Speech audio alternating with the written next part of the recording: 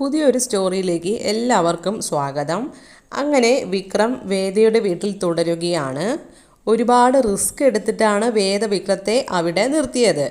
വേദയ്ക്കും വിക്രത്തിനും പരസ്പരം തുറന്ന് സംസാരിക്കാനും ഒന്നിക്കാനും പറ്റിയ അവസരം കൂടിയായിരുന്നു അത്. വേദ വിക്രത്തെ പ്രാണനെ പോലെ സംരക്ഷിക്കുകയും കെയർ ചെയ്യുകയും ചെയ്തു. ചോറ് വാരി കൊടുക്കാനും വിക്രത്തിന് വേണ്ട സകല ആവശ്യങ്ങളും വേദ ചെയ്തു കൊടുത്തു. വിക്രത്തിന് വേദയുടെ സ്നേഹത്തിലും സംരക്ഷണത്തിലും ഒരുപാട് സന്തോഷമാകുന്നുണ്ട്. അങ്ങനെ വിക്രത്തിൻ്റെ ആരോഗ്യനിലയിൽ നല്ല മാറ്റം ഉണ്ടാകുന്നു. അങ്ങനെ ഇരിക്കെ ഒരു ദിവസം വിക്രം വേദയോട് പറയുകയാണ്, വേദേ ഒന്ന് എൻ്റെ അടുത്ത് വന്നിരിക്കുമോ? എന്താ വിക്രം, ഇവിടെ വരൂ, എനിക്ക് ചിലത് അറിയണം, എന്തുണ്ട്, വേദയോട് സംസാരിക്കണം. അങ്ങനെ വേദ വിക്രത്തിനരികിൽ വന്നിരിക്കുന്നു. പറയൂ വിക്രം, എന്താണ്? ഞാൻ ഇത്രയും ദിവസം അത് ചോദിക്കാതിരുന്നത് ആ സംഭവങ്ങൾ അങ്ങനെ പോലും ഓർക്കണ്ട എന്ന് കരുതിയിട്ടായിരുന്നു. ഞാൻ ഓർക്കാൻ ആഗ്രഹിക്കാത്ത ദിവസങ്ങളായിരുന്നു അത്. മുഖവരയില്ലാതെ കാര്യം പറയൂ വിക്രം. കാര്യം മറ്റൊന്നും അല്ല വേദ, നീ അന്ന് ശരിക്കും എന്നോടുള്ള ദേഷ്യവും പിണക്കവും കൊണ്ട് മാത്രമായിരുന്നോ വീട്ടിൽ നിന്നും ഇറങ്ങിപ്പോന്നേ? അത് ഇനി എന്നോട് മറച്ചു വെക്കല്ലേ വേദ, പ്ലീസ്. എനിക്ക് സത്യം അറിയണം. എനിക്കറിയണം എന്തിനാണ് അങ്ങനെ തിരിച്ചു വന്നതെന്ന്. ഒരിക്കലും എന്നെ ഒഴിവാക്കാൻ നിനക്ക് സാധിക്കില്ലെന്ന് എനിക്കറിയാം. അങ്ങനെ അതിന് നിനക്ക് സാധിക്കുമായിരുന്നെങ്കിൽ നീ എന്നെ രക്ഷിക്കില്ലായിരുന്നു. ഇതെല്ലാം കേൾക്കുമ്പോൾ വേദ കരഞ്ഞുകൊണ്ട് പറയുകയാണ്, വിക്രം പറഞ്ഞത് സത്യമാണ്. ഞാൻ എൻ്റെ ഇഷ്ടപ്രകാരമല്ല വീട്ടിൽ നിന്നും ഇറങ്ങിയത്. വേറെ വഴിയില്ലാത്തത് കൊണ്ടാണ്. ആ ഭീഷണിയിൽ എനിക്ക് എല്ലാവരെയും വിട്ട് ഇറങ്ങേണ്ടി വന്നതാ. അല്ലാതെ വിക്രം ശ്രീകാര്യം ശ്രീനിവാസനായിട്ടുള്ള ബന്ധം ഉപേക്ഷിക്കാത്തത് കൊണ്ടല്ല. ഇത് കേൾക്കുമ്പോൾ വിക്രം നിറ കണ്ണുകളോടെ വേദയെ ഹഗ് ചെയ്യുന്നു. ശേഷം പറയാണ്, എനിക്കിപ്പോൾ ഒരുപാട് സന്തോഷമായി വേദ. എൻ്റെ മനസ്സിൽ ആദ്യം മുതൽ നീ ആരുടെയോ ഭീഷണിയിൽ വഴങ്ങിയിട്ടാണ് വീട് വിട്ട് ഇറങ്ങിയത് എന്നായിരുന്നു. പക്ഷേ ഇവിടെ ഞാനും അച്ഛനും വന്ന് സംസാരിച്ചില്ലേ അന്ന്.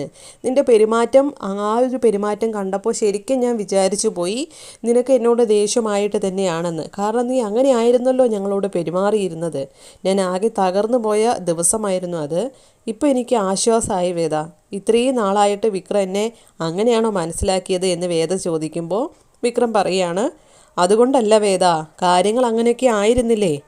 അതും ശരിയാണ്, ഞാൻ അങ്ങനെ ആയിരുന്നല്ലോ പെരുമാറിയിരുന്നത്. ഇനി പറ വേദ, ആരാ നിന്നെ ഭീഷണിപ്പെടുത്തിയത്? വിക്രം ഇത് ചോദിക്കുമെന്ന് എനിക്കറിയാം. പക്ഷെ ഇപ്പോൾ അത് പറയാൻ പറ്റിയ സാഹചര്യം അല്ല. ഇനി എന്തിനാ വേദ നീ വീണ്ടും എന്നിൽ നിന്ന് മറച്ചു വെക്കുന്നത്? ഇതുവരെ എല്ലാ പ്രശ്നങ്ങളും ഞാനും നീയും ചേർന്നല്ലേ എല്ലാം ശരിയാക്കിയത്. ഇതിൽ നിന്ന് മാത്രം നീ എന്തിനാ എന്നെ ഇങ്ങനെ ഒഴിവാക്കുന്നത്? അത് വിക്രം, ഞാൻ പറ വേദ, എനിക്കറിയണം. ഞാൻ എല്ലാം പറയാം വിക്രം. പക്ഷെ ഇതിൻ്റെ പേരിൽ ഒരു പ്രശ്നത്തിന് ഇറങ്ങരുത്. എല്ലാം ഞാൻ പറയാം. എല്ലാം തെളിവ് സഹിതം ഞാൻ തന്നെ പുറത്ത് കൊണ്ടുവരും. നീ വളച്ചു കേട്ടാതെ കാര്യം പറ വേദ. അങ്ങനെ വേദ ആദ്യം മുതൽ നടന്ന കാര്യങ്ങൾ വിക്രത്തോട് പറയുകയാണ്.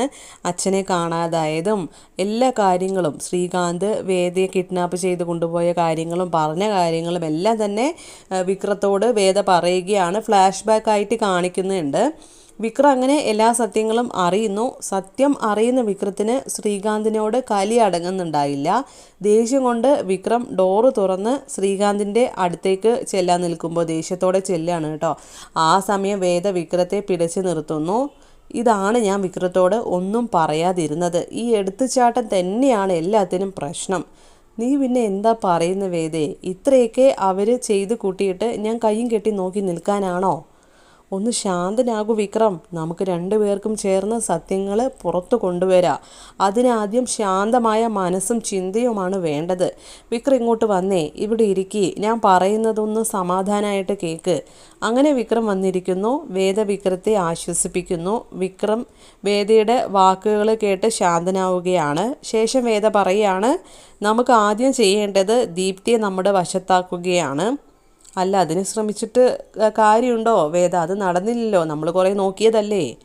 ഒന്നുകൂടെ അവളോട് കാര്യങ്ങൾ പറഞ്ഞു മനസ്സിലാക്കണം. വിക്രം ഇവിടെയുള്ളത് ദീപ്തിയെ അറിയിക്കണം. പ്രശ്നമാവില്ലല്ലോ വേദേ?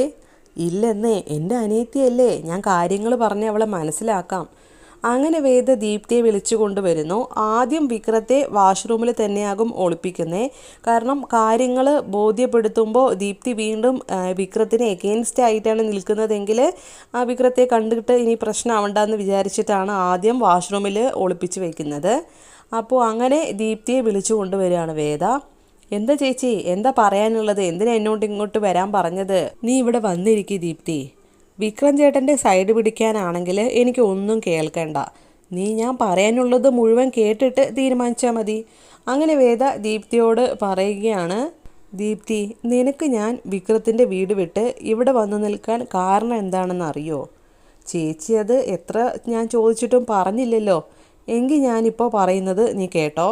ശ്രീയേട്ടനാണ് എല്ലാത്തിനും കാരണം. ശ്രീയേട്ടനോ? അതേ ദീപ്തി, നമ്മുടെ സ്വന്തം ചേട്ടനാണ് എല്ലാത്തിനും പുറകിൽ.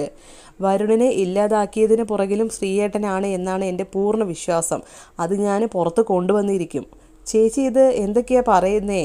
അതേ മോളെ, അതാണ് സത്യം. അങ്ങനെ വേദ പഴയ കാര്യങ്ങളൊക്കെ പറയുകയാണ് ദീപ്തിയോട്.